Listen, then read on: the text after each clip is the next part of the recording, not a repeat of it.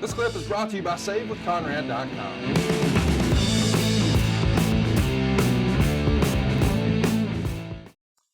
Let's talk about what was supposed to happen at In Your House 9. It's supposed to be Sean, Ahmed Johnson, and Warrior on one side, Owen Hart, Davey Boy, and Vader on the other. But instead, the WWF winds up firing Warrior because he missed several house shows, and he would say he's taking time off to grieve the death of his father.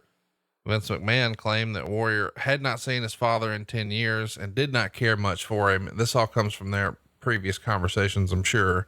But Warrior is going to dispute Vince's claim, saying the real reason why he no-showed those events was a breach of contract by Vince McMahon, in which the WWF sold Warrior's merchandise without giving him a proper percentage.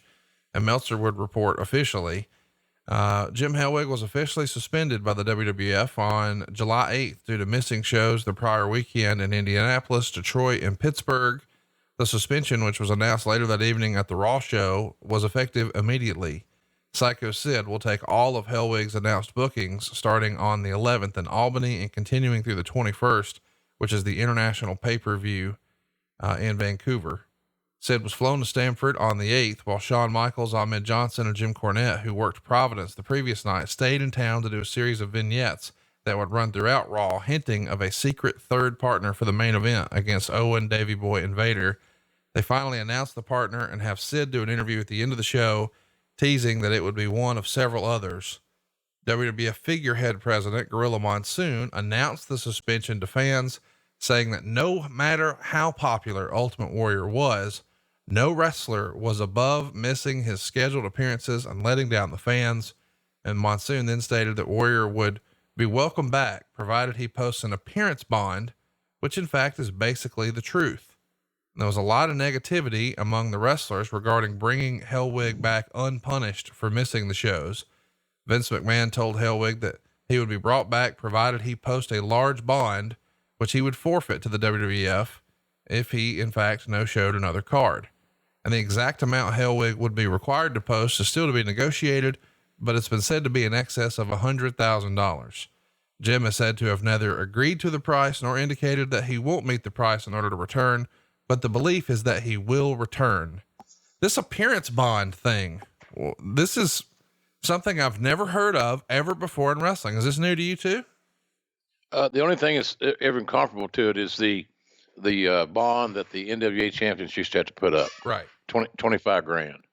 And that's just to keep everybody on the up and up and honest. It's extraordinary. It's an extraordinary circumstance. How do you bill somebody? How are you willing to positively book someone that you can't trust? Right. And to the degree that they got to put up a six-figure or six-figure plus security bond because, hey, look, we don't trust you. You no-showed major clubs for us. The fans are expecting to see you. You crapped on them. So who's to say that you won't do it again? So it was unprecedented in that respect. I'd never heard of it before or since in WWF or WWE now. But it's just another illustration that Vince finally knew. He knew he couldn't trust the guy. So here's what we're going to do to ensure the fact that he makes his bookings. Look, I had to call the guy, and here's what we're going to. Why am I booked there? Who am I booked with? What's the finish? Well, Jim, you're going to go over. Okay. But will I go on early or late? I might be able to catch a flight out. Whatever. Jesus Christ Almighty. So what you're saying is that you want to hang around the boys as little as you have to. Right. And I don't know. I'm old school in that regard.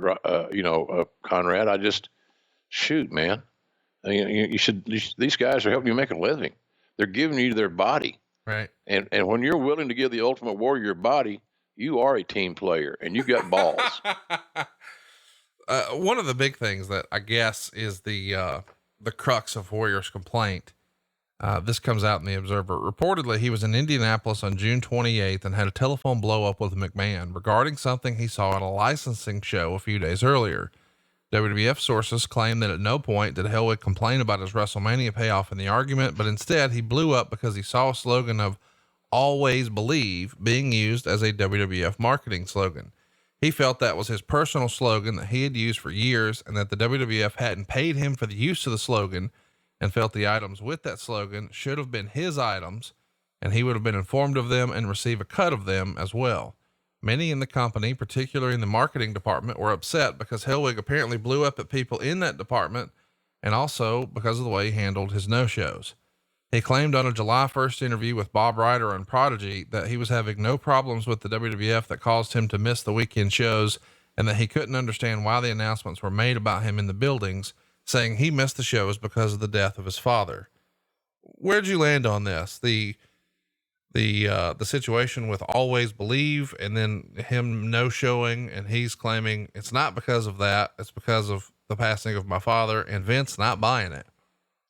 Always Believe was another attempt to legally extort more money. That's all. That's all it was.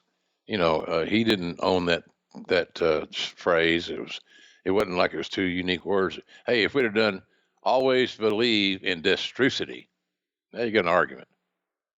That would have been stupid. But yeah, it's just another shot at getting more money.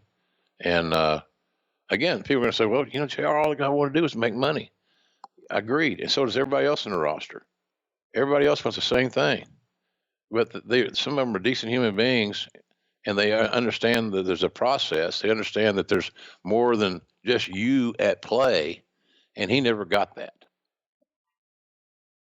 The issue with Vince is, I guess, through their relationship over the years, Warrior had told Vince that he hadn't talked to his father since he was 3 years old. And I don't know, Vince just, I guess, feels like this is more of the same. And we should mention that him doing an interview with Prodigy, while that doesn't seem like a big deal, it's actually not allowed by the WWF policy, because they have a contract with America Online. And at the time, Prodigy is a chief competitor of theirs. So once again, he's sort of gotten out of the WWF lane. This is pretty remarkable, the way the company handles this, with the announcements in the building, and then even going so far as to have Gorilla Monsoon address it on Raw. Do you think in hindsight that was handled the right way, or were emotions running too high at the time? No, it's handled like you would anybody else. When you have a star that's a main event level star that's been advertised, you said little Conrad loved Ultimate Warrior. Sure. Okay. So there were a lot of other little Conrads that were there to do the same thing you were there. You would have done if you were that age in that time. Sure. And he no-showed your ass. You want to see the Warrior? Well, he ain't gonna be here. And that's how that was. He just, it was just, I don't know. It just, that's what we always did. You let people know when somebody was not going to be there, and you tried to put a adequate replacement in their spot and take away the little bit of the sting, no pun intended, for him no showing. I read in preparation for this show today, a Warrior's dad deserted the family when Warrior was 12 years old. And so here he is, 30 years later or more, whatever, 20, 30 years later, and now he's grieving the death of his father. It sounds cold and callous for me to say that, folks, and I apologize if it offends anybody, but he had no relationship with his father. He was a biological father who deserted the family when Warrior was 12 years old. So the grieving thing, albeit on the surface, okay, I get it. It was a work, in my view, and everybody else's view that I talked to. It was just a way to draw attention to himself. He didn't feel like going.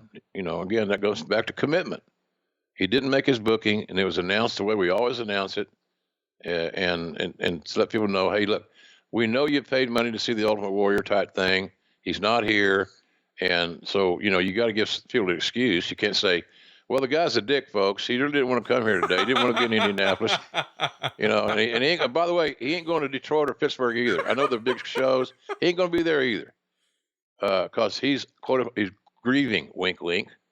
And he was a dick. He was a Richard. He was one of the first Richards in the business, in my view. In other words, he was a dick. My goodness. Well, listen. Hey, it's Conrad Thompson. Thanks for checking out the podcast here on YouTube.